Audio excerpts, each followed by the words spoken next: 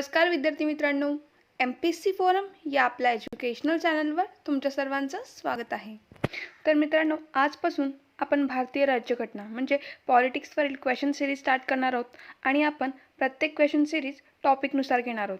म्हणजेच आज आपण भारतीय राज्यघटनेची ऐतिहासिक पार्श्वभूमी ह्या टॉपिकवरील फर्स्ट लेक्चर बघणार आहोत. ह्यावर आपण आज टोटल 30 क्वेश्चन्स पाहणार आहोत विथ डिटेल एक्सप्लेनेशन. तसेच ह्या टॉपिकवर म्हणजे भारतीय राज्यघटनेची ऐतिहासिक पार्श्वभूमी ह्यावर आपण 3 पार्ट बनवणार आहोत. टोटल 90 क्वेश्चन्स आपण या टॉपिकमध्ये पाहणार आहोत आणि पुढच्या लेक्चरमध्ये नेक्स्ट टॉपिकवर आपण म्हणजे अशा प्रकारे आपण topic wise question series start करतोय. ठीक आहे. तसंच आपल्या बाकी झालेल्या सर्व लेक्चर्सची लिंक मी डिस्क्रिप्शन बॉक्समध्ये दिलेली आहे. जर तुम्ही अजूनही ते लेक्चर पाहिलं नसतील तर नक्की जाऊन पहा. तर चला आपण आजच्या लेक्चरला स्टार्ट करूया. तर टॉपिक आहे भारतीय राज्यघटनेची ऐतिहासिक पार्श्वभूमी. तर पॉलिटिक्समधला म्हणजे राज्यघटनेमधला आपण आज पहिला टॉपिक पाहणार आहोत आणि पहिला लेक्चर भारतीय राज्यघटनेची ऐतिहासिक पार्श्वभूमी. ह्यावर आपण टोटल 3 पार्टमध्ये लेक्चर बनवणार आहोत. टोटल अराउंड 90 क्वेश्चन्स आपण ओनली भारतीय राज्यघटनेची ऐतिहासिक पार्श्वभूमी ह्या टॉपिकवर पाहणार आहोत. एक्झाममध्ये म्हणजे पॉलिटिक्समध्ये ह्याच्यामधला मोस्ट ऑफ संदर्भ तुम्हाला हिस्ट्रीमधला पाहायला मिळेल, पण एक्झाममध्ये ह्यावर खूप वेळा क्वेश्चन विचारला जातो. तर अगोदर आपण हिस्टॉरिकल बॅकग्राऊंड पाहूया, त्यानंतर आपण ह्याच्या पुढचे टॉपिक पाहूया. तर स्टार्ट करूया आपण. फर्स्ट क्वेश्चन, 1935च्या कायद्यासंदर्भात विचार करा. 4 ऑप्शन दिलेत. पहिला आहे राज्यघटनेवर सर्वाधिक प्रभाव, सेकंड आहे संघराज्य पद्धतीची सुरुवात, रिझर्व्ह बँकेची स्थापना आणि उच्च न्यायालयाची स्थापना. तर याचा आन्सर काय येणार आहे मित्रांनो? तर 1935चा कायदा विचारलेला आहे तुम्हाला. तर हा अगोदर तुम्हाला माहिती असायला पाहिजे. तुम्ही इतिहासामध्ये सुद्धा पाहिला असेल आणि राज्यघटनेमध्ये सुद्धा याचा महत्त्वपूर्ण असा कायदा आहे हा. तर राज्यघटनेवर सर्वाधिक प्रभाव या कायद्याचा आहे. अगदी बरोबर. हे बघा तुम्हाला इकडे दिसत असेल STM मुख्य 2014मध्ये हा क्वेश्चन विचारला गेलेला आहे. त्यानंतर संघराज्य पद्धतीची सुरुवात सुद्धा 1935च्या कायद्यासंदर्भातच आहे. त्यानंतर रिझर्व्ह बँकेची स्थापना तुम्हाला सुद्धा माहिती आहे. 1 एप्रिल 1935 रोजी RBIची स्थापना झाली. तर याचा आन्सर काय येणार आहे? तर याचा आन्सर आहे ऑप्शन नंबर 3. अ, ब आणि क तिन्ही बरोबर. उच्च न्यायालयाची स्थापना या कायद्यासंदर्भात नाही आहे. ओके. आता आपण पुढचा क्वेश्चन पाहूया.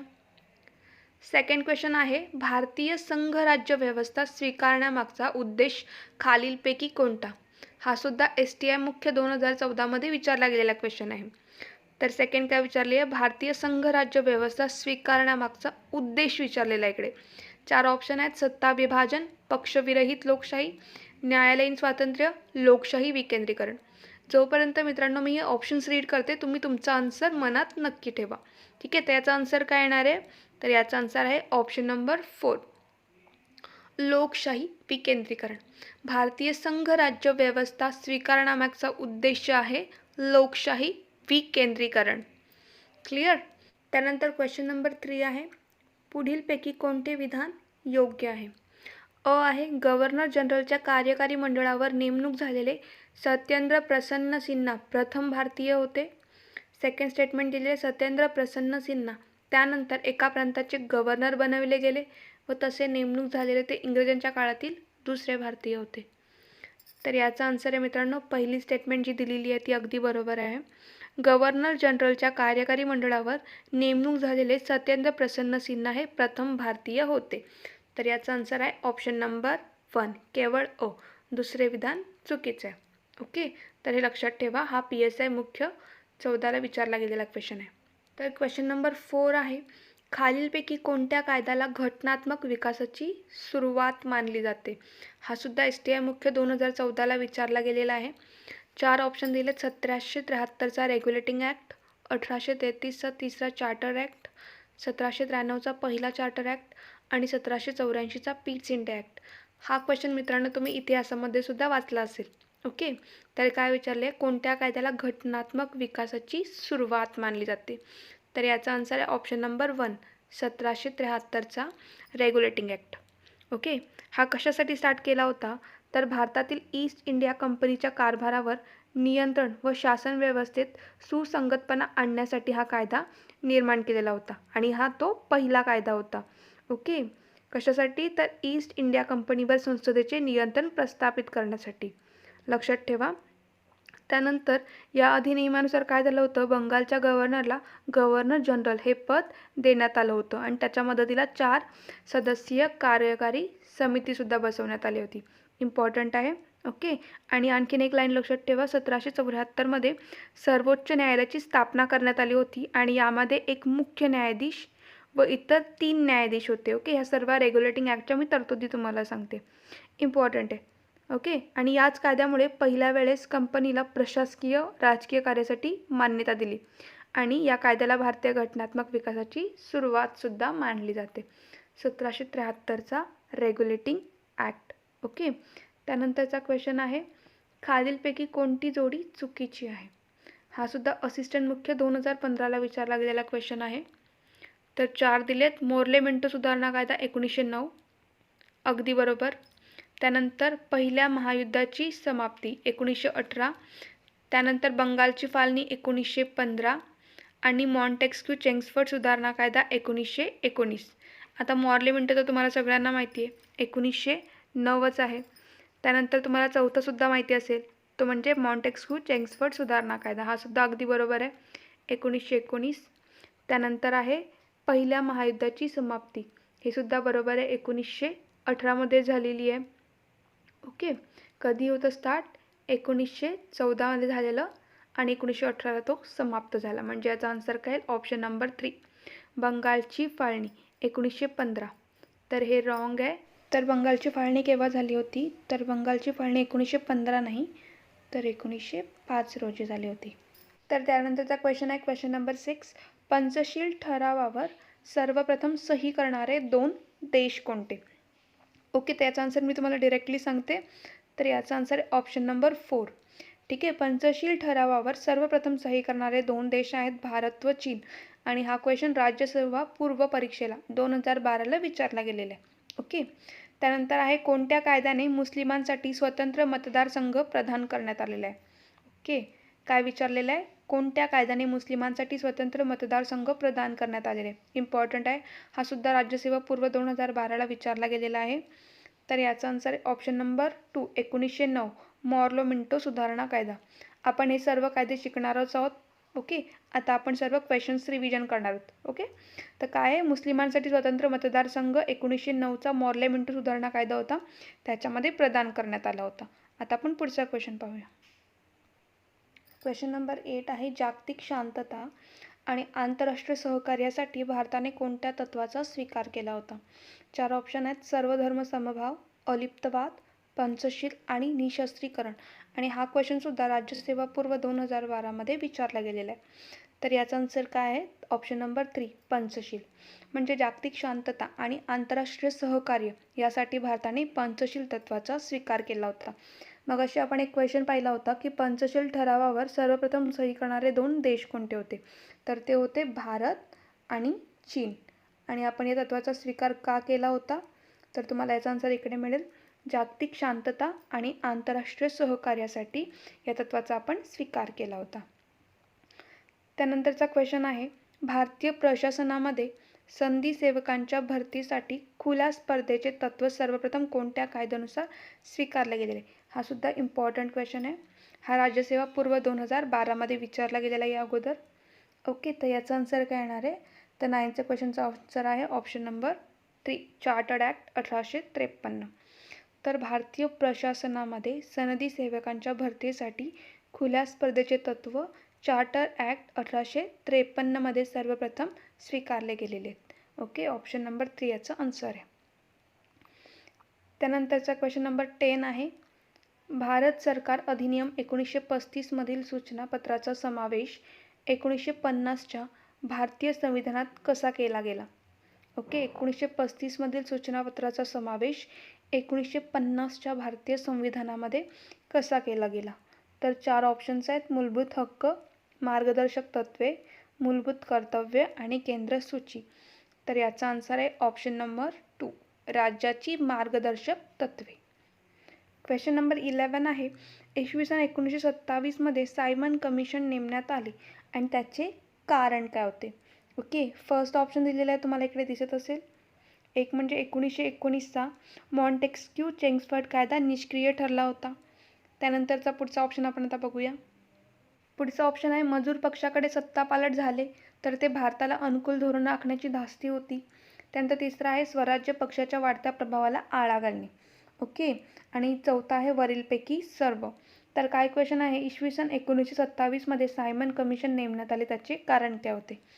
तर याचा आन्सर आहे ऑप्शन नंबर 4 म्हणजे 1919 सालचा मॉन्टेस्क्यू चेम्सफोर्ड कायदा निष्क्रिय ठरला होता. त्यानंतर मजूर पक्षाकडे सत्तापालट झाले तर ते भारताला अनुकूल धोरण आखण्याची धास्ती होती. आणि त्यानंतर स्वराज्य पक्षाच्या वाढत्या प्रभावाला सुद्धा आळा घालायचा होता. म्हणून याचा आन्सर आहे ऑप्शन नंबर 4 वरीलपैकी सर्व. त्यानंतर क्वेश्चन नंबर 12 आहे भारतीय निधर्मीपणाला एक मोझेक फ्रेम का म्हटलेले? अ आहे कारण त्यामध्ये अनेक धर्म व भाषा मानाने व स्वातंत्र्याने राहतात. ब आहे कारण त्यामध्ये सर्व गट आपली ओळख नष्ट करतात, एक संमिश्र संस्कृतीचा घटक होतात. क आहे सामान्य माणसाला ते एकत्र आणते. आणि ड आहे कारण भारतात कोणत्याही धर्माला राज्य धर्माचे स्थान नाही आहे. ओके. तर याचा आन्सर पण आहे ऑप्शन नंबर 4 वरीलपैकी सर्व. म्हणजे भारतीय निधर्मीपणाला एक मोझेक फ्रेम का म्हटले आहे? कारण त्यामध्ये अनेक धर्म व भाषा मानाने व स्वातंत्र्याने राहतात. त्यामध्ये सर्व गट आपली ओळख नष्ट करतात, एक संमिश्र संस्कृतीचा घटक होतात. सामान्य माणसाला ते एकत्र आणते. आणि भारतात कोणत्याही धर्माला राज्य धर्माचे स्थान नाही आहे. आणि हा क्वेश्चन सुद्धा राज्यसेवा पूर्व 2013 विचारला गेलेला आहे. क्वेश्चन नंबर 13 आहे जुलै 1947 पर्यंत काही संस्थानांचा भारतीय संघराज्यामध्ये विलीन होण्यास विरोध होता. त्यात पुढील संस्थाने होती: बडोदा, बिकानेर, त्रावणकोर आणि भोपाळ. तर क्वेश्चन नंबर 13चा आन्सर आहे ब आणि ड. अगदी बरोबर आहे. म्हणजे जुलै 1947 पर्यंत काही संस्थानांचा भारतीय संघराज्यामध्ये विलीन होण्यास विरोध होता. आणि त्याच्यामध्ये एक त्रावणकोर होता आणि एक भोपाळ सुद्धा होता. ओके. बडोदा आणि बिकानेर ही संस्थाने विलीन झाली होती. त्यानंतर क्वेश्चन नंबर 14 आहे हिंदू मुस्लिम ऐक्याचे दूत असे जिनांचे वर्णन कोणी केलेले आहे? आणि हा क्वेश्चन राज्यसेवा पूर्व 2015 विचारला गेलेला आहे. तर क्वेश्चन नंबर 14चा आन्सर आहे हिंदू मुस्लिम ऐक्याचे दूत असे जिनांचे वर्णन सरोजिनी नायडू यांनी केलेले आहे. त्याचा आन्सर आहे ऑप्शन नंबर 2. क्वेश्चन नंबर 15 आहे 1909च्या सुधारणा कायद्याचे नाव काय आहे? तुम्हाला 4 ऑप्शन दिलेत: मॉन्टेस्क्यू चेम्सफोर्ड, राऊलेट कायदा आणि मोर्ले मिंटो कायदा. तर 1909चा सुधारणा कायद्याचे नाव काय आहे? तर त्याचं नाव आहे मोर्ले मिंटो. 1909चा मोर्ले मिंटो. आणि मॉन्टेस्क्यू चेम्सफोर्ड तो केव्हाचा आहे? तर तो आहे 1919चा मॉन्टेस्क्यू चेम्सफोर्ड. आणि राऊलेट कायद्याला आपण काय म्हणतो? तर राऊलेट कायद्याला आपण काळा कायदा असेही म्हणतो. ओके. त्यानंतर क्वेश्चन नंबर 16 आहे भारताच्या फाळणीची योजना कोणी जाहीर केली? तर 4 ऑप्शन दिलेत: Lord Ripon, Lord Wavell, Lord Mountbatten आणि लॉर्ड विल्यम बेंटिंग. ओके. तर 16व्या क्वेश्चनचा आन्सर काय येणार आहे मित्रांनो? तर भारताच्या फाळणीची योजना लॉर्ड माउंटबॅटन यांनी जाहीर केली. ऑप्शन नंबर 2 भारताची फाळणी लॉर्ड माउंटबॅटन. त्यानंतर क्वेश्चन नंबर 17 आहे 1853च्या चौथा चार्टर्ड ॲक्ट. ओके. 1853च्या चौथ्या चार्टर्ड ॲक्ट संबंधी खालीलपैकी कोणते विधान अयोग्य आहे? सर्व चार्टर्ड ॲक्ट आपण पाहणारच आहोत. इतिहासामध्ये सुद्धा तुमचं हे सर्व होणार आहे. 1853च्या चौथ्या चार्टर्ड ॲक्ट संबंधी अ दिले या कायद्यामुळे खुल्या स्पर्धा परीक्षाद्वारे अधिकारी वर्गाची भरती पद्धत स्वीकारण्यात आली. बोर्ड ऑफ डायरेक्टरची सदस्य संख्या 24 वरून 18 करण्यात आली. आणि भारतामध्ये प्रथमच कायदा निर्मितीच्या उद्देशाने स्थानिक प्रतिनिधीला संधी देण्यात आली. ओके. काय काय दिलेलं आहे? तुम्ही 4 ऑप्शन रीड करून घ्या. एक तर आहे खुल्या स्पर्धा परीक्षाद्वारे अधिकारी वर्गाची भरती, बोर्ड ऑफ डायरेक्टरची सदस्य संख्या 24 वरून 18, भारतामध्ये प्रथमच कायदा निर्मितीच्या उद्देशाने स्थानिक प्रतिनिधीला संधी, आणि या कायद्यामुळे लोकसेवेची पात्रता निश्चित करण्यात आली. ओके. तर याचं काय येईल? कोणती विधाने अयोग्य आहेत असं विचारलेलं आहे. तर क्वेश्चन नंबर 17चा आन्सर आहे मित्रांनो ऑप्शन नंबर 3 फक्त ड. फक्त ड ही स्टेटमेंट काय आहे? अयोग्य आहे, रॉंग आहे. म्हणजे या कायद्यामुळे लोकसेवेची पात्रता निश्चित करण्यात आली नाही. ओके. म्हणजे काय काय झालं? तर खुल्या स्पर्धा परीक्षाद्वारे अधिकार वर्गाची भरती 1853च्या चौथ्या चार्टर्ड ॲक्ट नंतरच झाली. त्यासंबंधीच आहे. बोर्ड ऑफ डायरेक्टरची सदस्य संख्या यावेळी 24 वरून 18 करण्यात आली. आणि भारतामध्ये प्रथमच कायदा निर्मितीच्या उद्देशाने स्थानिक प्रतिनिधीला संधी देण्यात आली. चार्टर ॲक्ट कोणता आहे? तर तो आहे 1853चा. आणि हा कितवा आहे? 4th. चौथा चार्टर्ड ॲक्ट आहे. ओके. क्वेश्चन नंबर 18, योग्य विधाने पहा. तर काय दिलं आहे, 1857च्या उठावामुळे ईस्ट इंडिया कंपनीची सत्ता संपुष्टात आली. हे विधान अगदी बरोबर आहे. त्यानंतर भारताचा राज्यकारभार राणीच्या नावाने सुरू झाला. ही स्टेटमेंटसुद्धा अगदी बरोबर आहे. त्यानंतर ब्रिटनमधील इतर कंपन्यांना भारतात व्यापार करण्याची परमिशन मिळाली. हे सुद्धा स्टेटमेंट बरोबर आहे. त्यानंतर 1857मध्ये ब्रिटनची राणी एलिझाबेथ ह्या होत्या. हे चुकलेलं आहे मित्रांनो. ओके. कोण होती? राणी व्हिक्टोरिया होती. तर ही स्टेटमेंट रॉंग आहे की 1857मध्ये ब्रिटनची राणी एलिझाबेथ ह्या होत्या.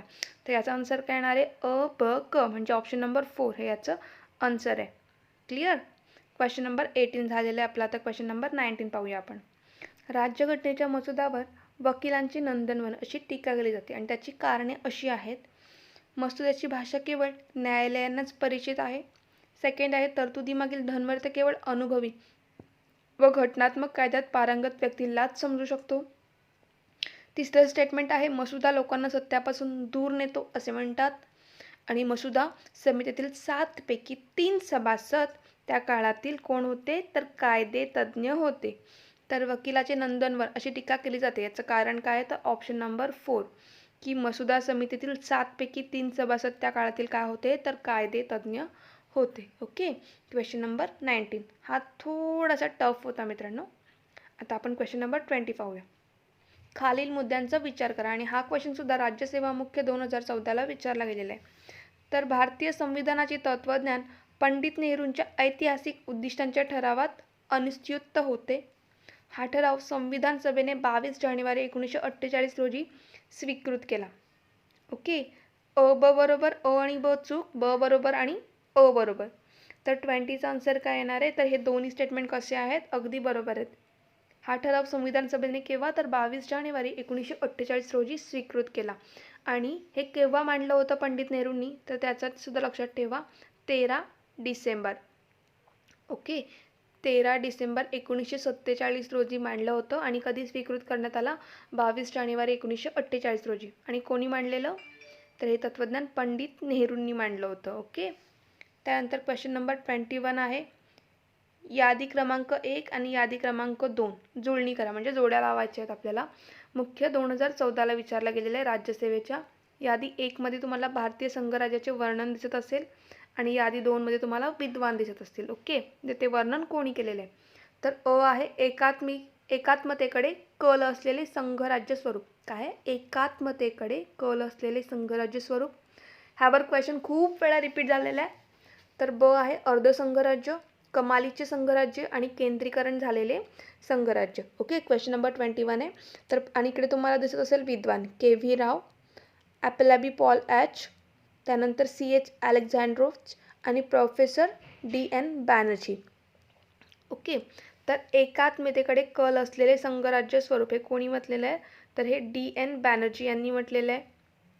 त्यानंतर अर्थसंघराज्य हे कोणी म्हटलेलं आहे? तर अलेक्झांड्रोविच यांनी अर्थसंघराज्य असे म्हटलेलं आहे. त्यानंतर कमालीचे संघराज्य हे म्हणालेले आहेत ॲपलाबी पॉल एच. आणि केंद्रीकरण झालेले संघराज्य के व्ही राव यांनी हे म्हटलेलं आहे. ओके. हे भारतीय संघराज्याचे वर्णन आणि कोणत्या विद्वानांनी हे स्टेटमेंट बोललेले हे लक्षात ठेवा. त्यानंतर क्वेश्चन नंबर 22 पाहूया आपण. आपण जे संविधान तयार करत आहोत त्यात जरी त्याला फारच कमी अधिकार दिले असले तरी एखादा राज्यपाल गैर असल्यास बरीच गडबड करू शकतो. संविधान सभेतील हे विधान कोणाचे आहेत? MV कामत, मुंशी, डॉक्टर आंबेडकर की BG खेर? तर ही स्टेटमेंट कोणी म्हणालेली आहे? तर ऑप्शन नंबर 4 BG खेर असं म्हणतात की आपण जे संविधान तयार करत आहोत त्यात जरी त्याला फारच कमी अधिकार दिले असले तरी एखादा राज्यपाल गैर असल्यास बरीच गडबड करू शकतो. हे संविधान सभेतील विधान कोणी म्हणालेले आहेत? तर BG खेर हे यांचे विधान आहे. नंतर क्वेश्चन नंबर 23 काय आहे? खालीलपैकी कोणती शिफारस ली आयोगाने 1923च्या ली आयोगाने केलेली नाही? ओके. राज्यसेवा मुख्य 2014चा क्वेश्चन आहे. तर क्वेश्चन नंबर 23, वैधानिक संधी सेवा समाप्त केल्या, सर्व सेवा वर्गीकृत करणे, लोकसेवा आयोगाची स्थापना करणे आणि उत्कृष्ट असे वेतन पॅकेज हा प्रस्ताव. ओके. तर ली आयोगाने केलेला स्टेटमेंट कोणकोणत्या आहेत? कोणकोणत्या शिफारसी केलेल्या? सर्व सेवा वर्गीकृत करणे, लोकसेवा आयोगाची स्थापनासुद्धा ली आयोगाने केलेली आहे शिफारस, उत्कृष्ट वेतन पॅकेज ही सुद्धा ली आयोगाने केलेली आहे. कोणती केली नाही तर वैधानिक संधी सेवा समाप्त केल्या, हे त्यांनी शिफारस केलेली नाही आहे. त्यानंतर क्वेश्चन नंबर 24, भारतीय कायदे मंडळ कोणत्या कायद्याने द्विगृही करण्यात आले, हा सुद्धा इम्पॉर्टंट आहे. 4 ऑप्शन आहेत. भारतीय काउन्सिल कायदा 1892, भारतीय काउन्सिल कायदा 1909, भारत सरकार कायदा 1919 आणि भारत सरकार कायदा 1935. तर भारतीय कायदे मंडळ कोणत्या कायद्याने द्विगृही करण्यात आले, तर भारत सरकार कायदा 1919ने हे द्विगृही करण्यात आले. ओके. योग्य जोड्या जुळवा. एका साईडला कायदे आणि एका साईडला वैशिष्ट्य दिलेली आहेत. अ आहे 1892चा काउन्सिल कायदा, ब 1909चा काउन्सिल कायदा, क भारत सरकार कायदा 1919 आणि ड भारत सरकार कायदा 1935. आणि वैशिष्ट्ये कोणती, प्रांतीय स्वायत्तता, निवडणूक तत्त्व. 3 आहे प्रथमतः प्रांतात द्विदल पद्धत आणि मुस्लिमासाठी स्वतंत्र असं मतदारसंघ. ओके. तर 1892चा कायदा काउन्सिल कायदा ह्याचं काय वैशिष्ट्य होतं, तर निवडणुकीचे तत्त्व. 1892चा काउन्सिल कायदा निवडणुकीचे तत्त्व. त्यानंतर 1909चा काउन्सिल कायदा काय होतं, तर मुस्लिमांसाठी स्वतंत्र असं मतदारसंघ 1909. त्यानंतर 1919 प्रथमतः प्रांतात द्विदल पद्धत स्वीकारण्यात आली आणि 1935चा भारत सरकार कायदा प्रांतीय स्वायत्तता. तर याचा आन्सर काय येणार आहे, याचा आन्सर आहे ऑप्शन नंबर 1. ओके. 1892 त्यावेळी काय झालं, तर आपण प्रथमतःच निवडणुकीचे तत्त्व स्वीकारले. 1909 काउन्सिल कायदा त्याचं होतं मुस्लिमांसाठी स्वतंत्र असं मतदारसंघ. भारत सरकारचा 1919 त्याच्यामध्ये काय होतं, तर प्रथमतः प्रांतात द्विदल पद्धत आणि 1935चा कायदा प्रांतीय स्वायत्तता. इम्पॉर्टंट आहे मित्रांनो, हा सुद्धा व्यवस्थित बघा. क्वेश्चन नंबर 26, विधान आणि कारण. अ आहे भारत सरकार कायदा 1919 हा कायदा प्रांतात द्विदल राज्यपद्धत आणण्यासाठी ब्रिटिश संसदेने संमत केला. हा आपण आत्ताच पाहिला, ही स्टेटमेंट अगदी बरोबर आहे. हे तुम्हाला कारण दिसते. ब प्रांतात द्विदल राज्यपद्धती असावी अशी शिफारस मॉन्टेस्क्यू चेम्सफोर्ड सुधारणा समितीने केली. इकडे काय दिले, विधान अ व ब दोन्ही बरोबर असून ब हे अचे योग्य कारण आहे. विधान अ व ब हे दोन्ही बरोबर आहेत, पण ब हे अचे योग्य कारण नाही. अ बरोबर आणि ब चूक, अ व ब दोन्ही बरोबर. तर क्वेश्चन नंबर 26चा आन्सर आहे ऑप्शन नंबर 3. अ बरोबर आहे आणि ब चूक आहे. ओके. क्वेश्चन नंबर 27 आहे द्विदल पद्धत सर्वप्रथम कोणत्या कायद्याने अस्तित्वात आली. आपण आत्ताच त्याचा आन्सर पाहिलेलं आहे मित्रांनो. तर काय आहे, मॉन्टेस्क्यू चेम्सफोर्ड सुधारणा कायदा 1919. इथं मिंटो नाही आहे, इकडे चुकलं आहे.